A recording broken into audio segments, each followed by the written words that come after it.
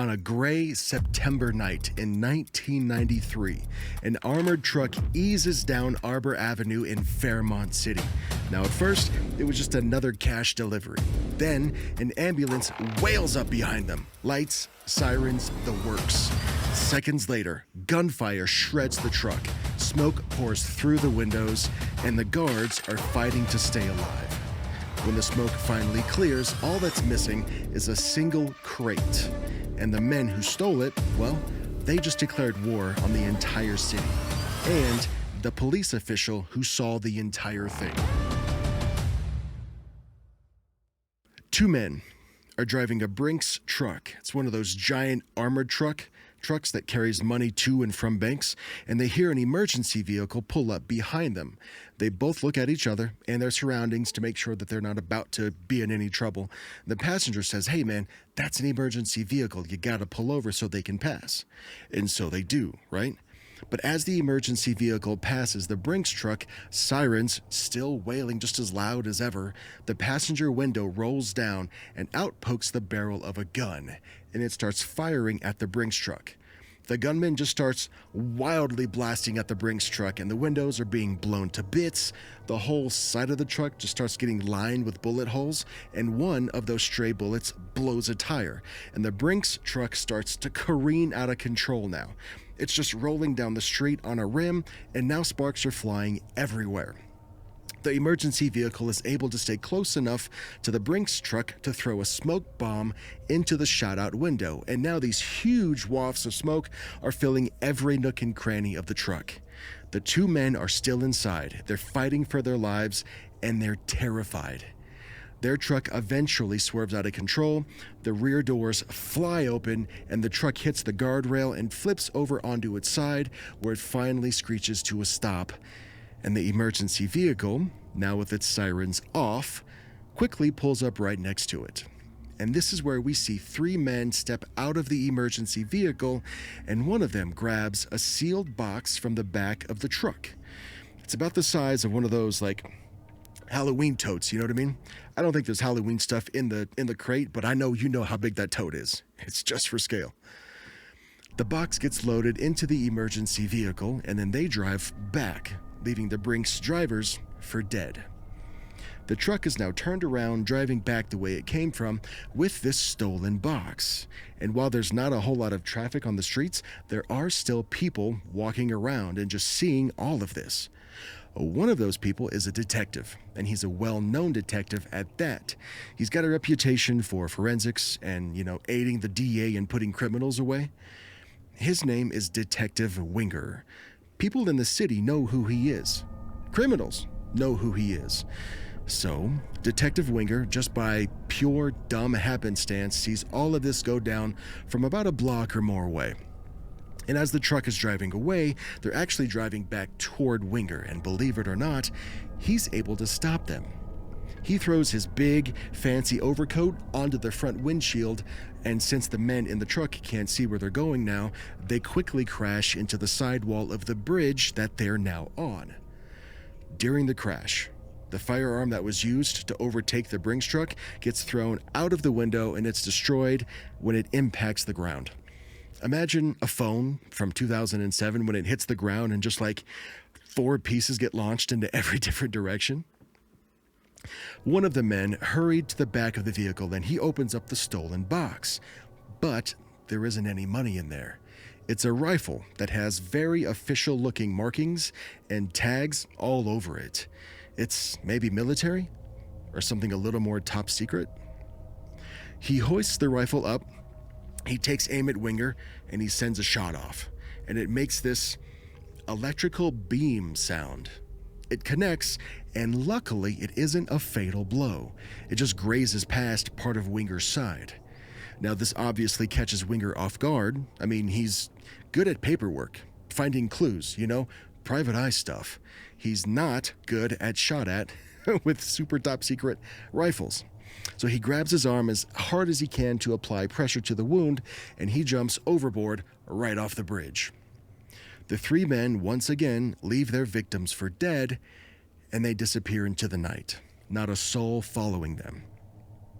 Let me get a drink. The reports would later show that the stolen rifle was a black market medical grade laser gun. You heard that right.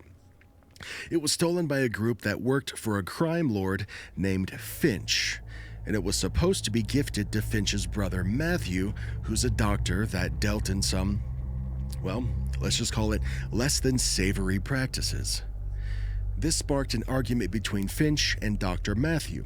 You see, Matthew had been accused of, and very guilty of, malpractice. Reports would later state that the brother claimed he was being taken advantage of by Finch. You know, he was a feared crime lord and all. Anyway, this argument would lead to Finch fainting to the floor in the very room that they were having this heated argument in. Now fast forward a little bit. Finch makes a quick recovery. The public report said that it was an accidental fall. But now remember Detective Winger? He survived the bridge jump and got proper medical treatment as well, and he sets off to task of digging up who those men were and what they were doing with that surgical rifle.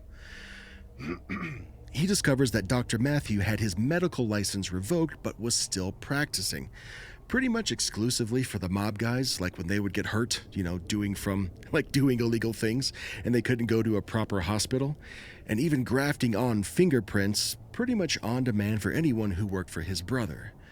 Winger also learns that Finch promised to get his brother's medical license back, but only after he would perform one more risky and very illegal operation.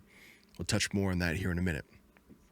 And among other discoveries, Winger also finds that Dr. Matthew and Winger's own father went to med school together. Winger had stumbled across old family photos and hospital staff photos of the two of them together before Winger's father was killed, much too early in Winger's life for him to really learn anything beyond just surface level stuff about his dad. The reports go on to include that Finch had a tumor on his heart, and the only doctor that he trusted to remove it was his brother Matthew. And Finch knew, rightfully, that if he walked into any regular hospital, he would not walk out. Finch had made a lot of enemies, and every single one of them would pay very large sums of money to make sure of that if it meant them becoming the new boss. Now, Dr. Matthew agrees to perform the surgery on Finch, eagerly awaiting Finch to fulfill his promise of having his medical license be reinstated. That was the deal. The surgery goes well enough. Finch has a successful recovery. Real shame, I know. However, according to official statements, Finch never actually planned on reinstating his brother's license. In fact, wait till you hear this, he was planning on killing him after the surgery. What, did we forget he was a crime lord who used people and then killed them when he didn't need them anymore? After a little more investigative work, Winger is able to pinpoint the makeshift care center where Dr. Matthew was being forced to care for Finch and his gang. At the same time, Dr. Matthew was being attacked by Finch's goons, and in the recovery area of this illegal care center. He's taking blows, he's starting to get real dizzy. I mean, it's 2-on-1. It was never going to be a fair fight when it comes to these guys. And that's when something truly incredible happens. Winger comes flying in through the doors to bust Finch and his goons, and he sees the beating that's happening. Now, Winger immediately just starts submitting this gang of thugs, like that one Ben Affleck movie where he's just like shoving people through the floor, and he ends up saving Matthew from a life-ending altercation. Now, despite all of these robberies and carjackings and extortive malpractice and illegal rings, some good still does come from this. Winger is able to reinstate Dr. Matthew's license himself after learning about the circumstances that his brother was putting him through. And Winger also got to ask Dr. Matthews all about his late father. Thank you so much for watching this episode of Killed Off. If you enjoyed this, I hope you leave a like, leave a comment, and share this with a friend who you think might like it as well. The story that this, quote, true crime case is pulled from is from the Batman the Animated Series classic called Paging the Crime Doctor. It originally aired on September 17 of 1993. Do you have a favorite episode of something a little bit scary or suspenseful that you want me to cover in this style? Leave a comment below. I'll see you in the next one.